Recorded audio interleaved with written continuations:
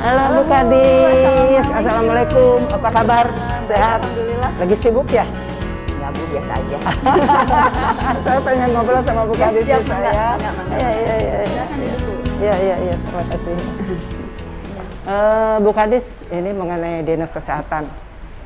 Kami sendiri dari lansia, mungkin Bu Kadis sudah tahu bagaimana lansia dan siapa lansia ya. Jadi sampai di mana kepedulian dinas kesehatan kepada lansia, terutama kesehatan dan kebugarannya di Kota Tangsel ini. Iya. Terima kasih Bu Nenden. Jadi untuk lansia di Tangerang Selatan tentunya kami mempunyai program-program yang memang diimplementasikan di masyarakat. Salah satunya adalah kita ada yang namanya Posbindu.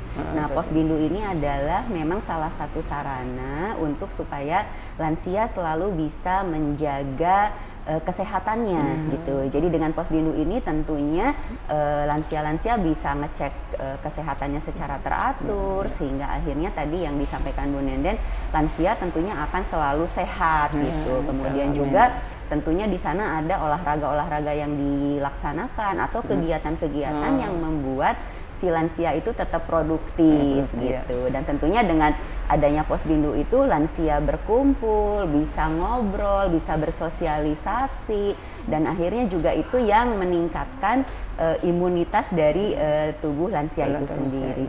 Selain di Posbindu, kita juga di Puskesmas pada saat si lansia sakit itu kita mempunyai yang namanya program Santun Lansia. Jadi Santun Lansia ini kita betul-betul mengutamakan pelayanan untuk lansia, sehingga lansia itu tidak ada yang namanya harus ngantri lama, nunggu obat gitu ya.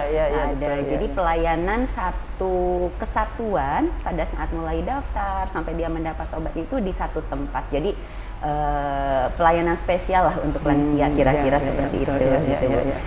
Ada berapa banyak Posbindu di Tangsel ini dan sampai di mana keberhasilan Posbindu dalam menjaga kesehatan para lansia itu?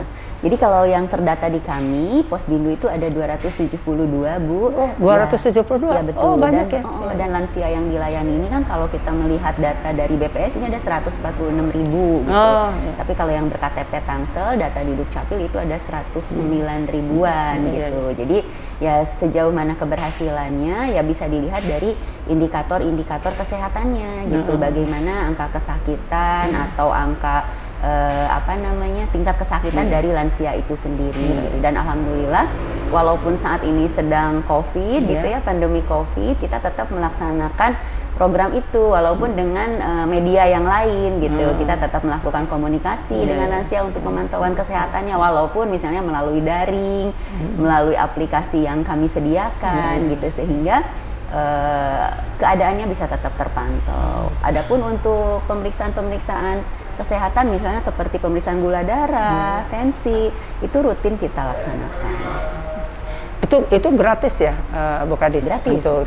Nah, untuk Santun Lansia sendiri itu sampai di mana? Apakah karena kan lansia itu memerlukan tempat khusus untuk entahlah untuk berolahraga, entahlah untuk berjalan. Jangan sampai misalkan lansia sedang jalan ada yang masih muda langsung mereka. Nah, itu sampai di mana, Dok? Jadi untuk klinik Santun Lansia ini memang kita desain ininya untuk lansia lah, seramah-ramahnya gitu ya. Jadi harus ramah lansia. Jadi mulai dari toilet pun gitu ya, kita desain supaya dia ada untuk pemegangannya gitu kan. Kemudian juga tadi ruangannya pun kita pisahkan gitu. Lansia tuh mulai dari pendaftaran sampai dia dapat obat itu tidak bergabung dengan yang lain. Jadi insya Allah lebih ramah lah. Itu kembali sama Posbindu, Dok. Itu Posbindu itu satu Posbindu berapa anggota tuh biasanya? Ya rata-rata sih bisa 100-an Bu, 100 cakupannya ya dalam satu Posbindu itu. Itu pertemuan rutin itu berapa bulan sekali atau berapa minggu sekali? Dan apakah dalam pertemuan itu mereka selalu datang sama-sama atau bagaimana? Iya, jadi pertemuannya 1 bulan sekali dan itu dilaksanakan rutin. Kalau datang atau tidaknya ya kadang-kadang ya ada datang semua, kadang-kadang kalau ada yang berhalangan biasanya nanti kita tindak lanjuti dengan komunikasi gitu ya lewat telepon ataupun misalnya dikunjungi bilang memang lansia tersebut punya resiko-resiko yang harus kita pantau. Nah, Dok, saya pernah ke tempat perkumpulan lansia. Jadi perkumpulan saya yang boleh dikatakan Posbindu itu ya, Dok ya. Di situ kan kelihatannya tidak serentak datang. Jadi untuk mengajak lansia sehat bergerak itu kelihatannya banyak yang sulit ya. Itu bagaimana caranya supaya bisa lansia itu sekaligus masuk, sekaligus datang, kita mengadakan suatu gerakan yang mungkin untuk bisa dikerjakan nanti di rumah supaya kita tidak lansia tidak bosan, tidak bisa ke lapangan kan, apalagi dalam musim pandemi ini. Iya. Gimana? Ya itu memang butuh kerjasama dari semua sektor ya Bu. Artinya kita kesehatan mungkin hanya pemberi pelayanan, tetapi peran dari Pak Lurah, peran dari Pak RT atau Bu RT gitu, itu memang sangat mendukung gitu. Artinya pada saat mengundang lansia, kemudian mengajak mereka beraktivitas bersama, itu sangat dibutuhkan gitu Bu, sehingga semangatnya lansia juga berbeda ya pada saat didukung oleh Pak RT-nya atau Bu RW-nya seperti itu, apalagi sampai Pak Lurah, Pak Camat mungkin gitu, itu akan lain gitu. Itu satu kelurahan berapa Posbindu? Beda-beda Bu, itu tersebar tadi yang 272 itu tersebar di seluruh kelurahan dan kecamatan di Tangerang Selatan gitu. Jadi rata-rata sih ada yang 10, ada yang 5, itu beda-beda sih. Tergantung luas kelurahannya. Cakupannya. Nah itu Bu Kadis, itu kan lansia itu ada yang duafa, banyak yang duafa. Apakah itu sama dengan yang duafa itu pelayanannya dengan yang sehat yang seperti biasa yang saya lihat kan, yang duafa tuh kelihatannya ya memang duafa dengan yang sehat, yang biasa dan sehat beda dengan duafa yang sakit. Itu seperti apa pelayanannya? Sebetulnya gini, kalau misalnya untuk yang sehat dan yang sakit ya Bu ya, kalau yang sakit ya tadi mungkin akan datangnya ke puskesmas atau ke rumah sakit gitu ya. Itu kita bantu, artinya kalau misalnya butuh ke rumah sakit, kita akan bantu untuk rujukannya. Kemudian juga pada saat si lansia itu misalnya yang sakit nih harus dirawat seperti itu, kita punya program namanya caregiver, kemudian juga pemantauan lansia sakit seperti itu. Jadi pada saat mereka setelah kembali ke rumah sakit itu akan dipantau oleh kader dalam hal ini dan juga petugas kesehatan gitu. Jadi kalau untuk yang sakit seperti itu pola pelayanannya. Kalau yang untuk sehat ya mereka kan lebih ke untuk cek kesehatan ya. Jadi mungkin bisa datang ke puskesmas atau bisa datang juga ke Posbindu. Bu Kadis, ini kan leading sektor lansia itu kan ada beberapa dinas ya. Dinas yang terkait itu Dinas Kesehatan, Dinsos, DPMP 3 AKB, sekarang ditambah dengan Dispora. Nah itu kerjasama antar sektor itu tuh seperti apa dan bagaimana supaya ini suatu program ini tuh berjalan dengan bagus? Ya. Jadi kolaborasi, komunikasi, dan koordinasi terus kita laksanakan dengan berbagai sektor tersebut. Dalam artian misalnya di kami ada program apa, pasti kami selalu bersinergi dengan dinas-dinas terkait gitu. Sehingga tadi tujuan utama kita menyehatkan lansia itu ya betul-betul bisa tercapai. Bisa tercapai ya. Karena kan mereka beda-beda ya, Bu Kadis ya. Ada kesehatan dengan dinas kesehatan dengan kesehatannya, terus ada DPMP TAG mungkin dengan keluarganya ya, itu mungkin berbeda ya. Tapi dalam satu arti bahwa seluruh dinas-dinas yang terkait dengan Dispora dengan pemerintahan itu akan terus melaksanakan sesuai apa yang diprogramkan. Apakah itu berlainan nggak? Tapi pasti berlainan ya Dok. Nah untuk bisa bersama itu nanti sinerginya seperti apa? Karena kan tidak mungkin sekaligus disatukan ya setiap dinasnya, jadi berbeda-beda ya. Betul. Jadi memang ada program-program yang kita komunikasikan dari awal. Tadi seperti Ibu sampaikan, misalnya kami ada Posbindu A gitu kan.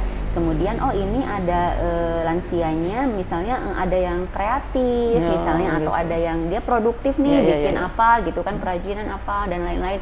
Nah biasanya kami koordinasi tuh nanti dengan kadang-kadang dinas koperasi atau dengan dinas pemberdayaan perempuan gitu kan. Kemudian juga tadi terkait bagaimana dengan olahraganya dan lain-lain. Nah tadi mungkin apabila dibutuhkan sarana olahraga ataupun tanda kutip guru senam atau apapun, kami bisa koordinasi mungkin dengan dinas olahraga gitu. gitu. Kemudian tadi sampai pemasaran produknya gitu kan. Oh gitu ya, itu beda lagi. Produktif. Ya, nah bisa mengajak tadi dinas UMKM misalnya. Nah ini dalam masa pandemi ini, kan boleh dikatakan lansia itu gaptek ya. Jadi kan kadang-kadang mereka pengen bergerak, tapi untuk misalkan secara virtual ngajak ngobrol atau memberikan sosialisasi kan agak sulit. Nah ini bagaimana nih untuk supaya memang ini dibutuhkan pendamping ya, gitu. Jadi pada saat kita ingin mengajak lansia tadi tetap produktif gitu ya, mau offline mau online gitu ya. Pada saat terpaksa kita harus online, tentunya kita harus juga mengadvokasi keluarga gitu. Dalam hal ini kan lansia tentunya punya pendamping sehingga mereka tetap bisa eksis lah gitu. Eksis dalam artian tadi ya bisa berkomunikasi dengan teman-temannya lewat online ataupun mengikuti acara apapun yang sifatnya virtual gitu. Jadi ya memang butuh advokasi ke keluarga sih Bu gitu, supaya mereka juga support untuk itu. Tapi sekarang ini kan banyak juga keluarga yang memang pada waktu kerja. Terus yang saya tahu itu begitu mau, ayo kita Zoom. Wah nggak ngerti, anak saya nggak ada, gitu kan. Nah apalagi dari dinas untuk mensosialisasikan kesehatan itu. Nah itu kan, nah itu pendamping itu ada berapa banyak tuh Bu Kadis untuk mendampingi para lansia, kan tidak mungkin satu lansia satu pendamping. Nah ini sekarang kan nggak mungkin juga kita tuh berkumpul paling bisa 5-10 orang paling banyak ya Bu Kadis. Nah itu seperti apa ya? Iya Bu, iya. Jadi memang tadi itu memang kendalanya ya untuk online itu kan butuh sarana prasarana dan tidak semuanya mungkin bisa disiapkan oleh keluarga gitu. Nah ini juga mungkin yang nanti harus kita tetap adakan pertemuan, sifatnya seperti apa. Yang penting adalah memang protokol kesehatan harus tetap dijaga gitu. Seperti saat ini Posbindu sudah ada yang mulai jalan, tapi tadi dengan sangat ketat menerapkan protokol kesehatan gitu. Karena tadi supaya lansia juga tetap bisa beraktivitas, nggak stres ya Bu, di rumah terus gitu loh. Jadi begitu ke Posbindu kan ketemu teman-temannya, bisa ngobrol, bisa cek kesehatan bareng gitu kan. Apalagi sekarang bisa vaksinasi bareng gitu kan. Terima kasih Bu Kadis atas waktunya. Saya mohon maaf sudah mengganggu waktu Bu Kadis yang mungkin masih libur. Mudah-mudahan masih libur, masih sibuk. Mudah-mudahan Bu Kadis selalu sukses dalam tugasnya. Dan saya juga mau mengucapkan mohon maaf lahir batin. Selamat menunaikan ibadah puasa. Mudah-mudahan kita bisa menjalankan ibadah puasa dengan kemudahan, kenikmatan. Sebenarnya gitu Jami. Terima kasih Bu Kadis. Sampai ketemu. Ibu nanti kita ini ya Bu Kadis ya sama leading sektor yang lainnya. Siap. Sehat, produktif, mandiri. Itu yang saya harapkan. Amin. Terima kasih. Ya, sami-sami. Assalamualaikum. Waalaikumsalam.